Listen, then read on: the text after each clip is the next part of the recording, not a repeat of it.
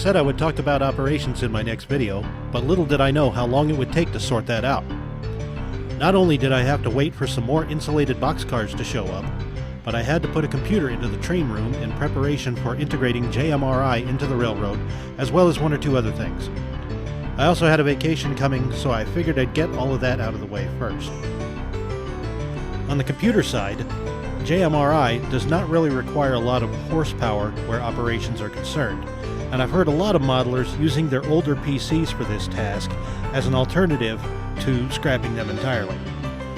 I don't quite have one like that just yet, but I didn't have to spend a lot to find something that would fill that role just as easily, so I bought a Raspberry Pi.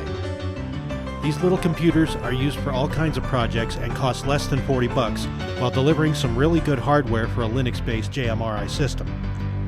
I spent a little extra and got the Model 3B Plus starter kit, which came with a case, a power supply, a micro SD card with the Raspbian OS already installed. I also added a little heatsink to the CPU and stuck a 4-inch desk fan in front of it so it runs at a frosty 27 degrees Celsius on average. By the way, I bought this little thing just before going on vacation, so I took it with me just to road test it. I supplied a keyboard and mouse, and as long as my hotel room had a TV with an HDMI input and good Wi-Fi, I could keep up with watching YouTube vids and any other basic interneting that I cared for. Not a bad little rig for under $100.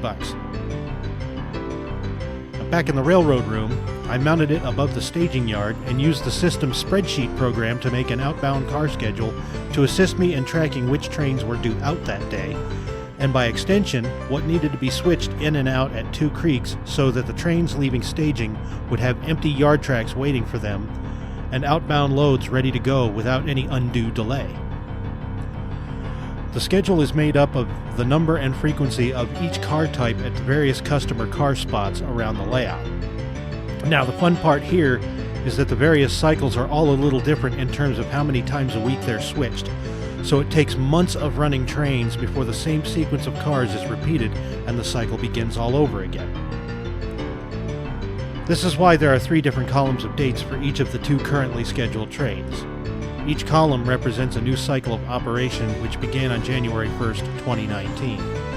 Also, those first days of each cycle call for the largest number of cars for that assigned train, so those are pretty special. Let's take a closer look at this schedule and see how it affects each train. So, with all of this blabber and smoke about running JMRI and all the capabilities that the program has, the one thing I wasn't able to get it to do was get it to generate switch lists, which apparently requires a great deal of study. I found to my dismay that some aspects of the program are not intuitive. So it's going to be a bit of a learning curve before I figure out all the nuances that make that thing go as planned. I tried to follow the step-by-step, plugged in all the appropriate information, hit build, and got... So I don't know what to do with it at this point. I guess I'm just going to have to study on that more. But until then, I have this silly little spreadsheet system that I've got that kind of helps me, like I said, it helps me track things based on the needs of the customers on the layout. So as long as I have that basic information as a starting point, then I can improvise whatever I need to in order to make the trains get the cars to the places. So until then, that's how it's going to work. And besides, I've got other news that's going to affect this railroad that I'll be getting to in the future, so we're not going to get too far into the weeds in terms of operation with this railroad. Anyway, I'm getting ahead of myself on that. So anyway, that's why I'm not exploiting JMRI to its fullest when it comes to this aspect of operations. Now, back to the show. Looking at the section for the beer run, we can see that the top row lists all of the car types for that train and where they are destined. Fortunately, this program allows me to freeze that row so that it always appears on top even as I scroll down to whatever date I'm looking for. Clicking on the date highlights the row number to the left, and clicking on that highlights the entire row so I can see what cars need to be staged for that day's outbound train. The beer train runs every day, so no matter what, there's at least one that has to go out. The mixed freight in the other section sometimes doesn't have anything in the schedule for that day, which is good right now because I'm limited in the number of certain car types I can send out.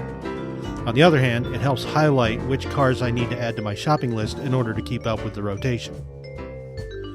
Once trains are built in staging, the spreadsheet has done its job for that day and we move on to switching. Actual train running really does cry out for a switch list or something like it right now so that cars that have already been delivered can be better tracked and switched out. Until I have such a system in place, I simply have to do all the work that day so that the yard in Two Creeks is in a ready state for the first inbound train the following day. This usually means that if I have cars in the inbound tracks, then I have to swap those out with the corresponding car types around the brewery complex and set them into the outbound tracks before anything leaves staging. The exceptions to this are the few industries along the line in Lakewood and West Denver, which will be switched by the freight as it progresses to and from the brewery. Even so, there may be cars within the complex which will be picked up by this turn, so I really do need a system for this end of the railroad to organize all that. Until then, each of these trains takes enough time to run out and back that by themselves offer a pretty satisfying run, and the switching duties at Two Creeks are yet another block of time that keeps me busy running trains any night of the week. And isn't that rather the point of a model railroad? Thanks for watching.